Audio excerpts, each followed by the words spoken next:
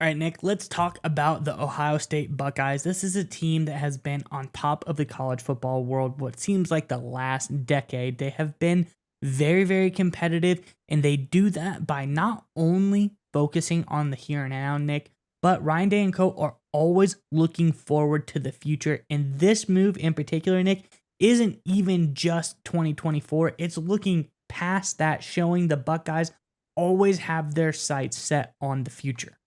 Yeah, Miles, I think this is a great sign for the Buckeyes in terms of the long-term health of this program going forward. Great report that you dug up. But before we get into that news, Ohio State fans, I want you to answer this question in the comment section below. We were talking about the beginning of the show, the out years, the future, but let's rein it back into the here and now, 2023. The regular season isn't too far away. So in the comment section below, give us your breakout candidate currently on the Ohio State Buckeyes roster. A lot of interesting names to float around, whether offense, defense, maybe special teams. Whoever your breakout candidate is, make sure you give it to us in the comment section below. Brian, Miles, I'll throw it back to you now. What's the latest out of Columbus? Yes, Nick, and we are talking about the 2025 class today. Ohio has gotten another big recruit, their second of the class, and we're talking about none other than quarterback prospect Tavian St. Clair. I think this is a big move for the Buckeyes.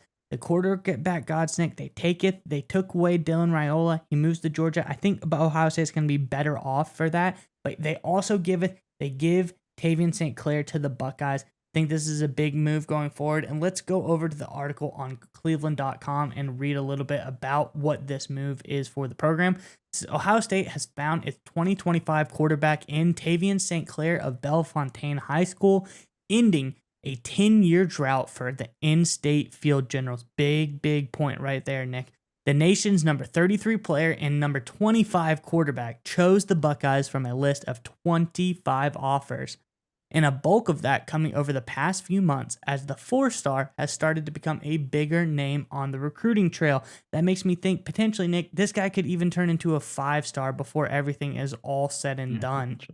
Now, he gives Ohio State a second 2025 commit alongside 5-star safety Jonte Gilbert, who's been committed since July of 2022. The 4-stars recruit decision comes after spending the day on Ohio State's campus participating in their 7-on-7 tournament.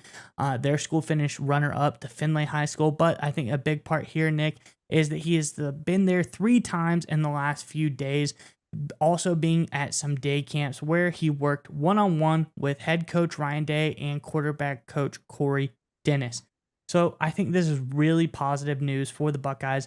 Looking forward to that 2025 class, but I think there's bigger implications for the future, Nick, and that's why I want your opinion on what do you think this move means for the Buckeyes, but also what does it mean for the general health of this program going forward?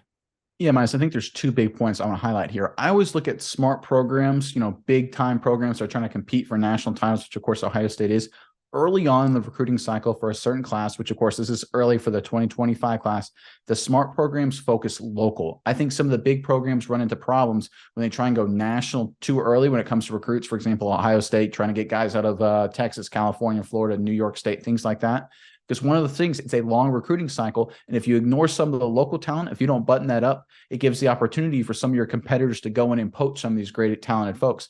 Ryan Day's not letting that happen under his watch. He's locking up St. Clair Hurley. And this is a guy who had offers from big time programs all around the area and frankly, national. This guy's going to be a huge recruit very, very soon. I love the fact that Ryan Day and Corey Dennis and company really emphasize focusing on this kid, making sure they get the local win early. That's always a great sign for a program. But my second point is also built off of the fact that if you recruit quality quarterbacks and get them to commit early, that usually brings in other top flight talent. We always have a saying on the show, good recruiting begets better recruiting. A players want to play with A players. What does that mean? You bring in a quality quarterback commitment. A lot of quality receivers want to play with that quality quarterback and be a part of that class.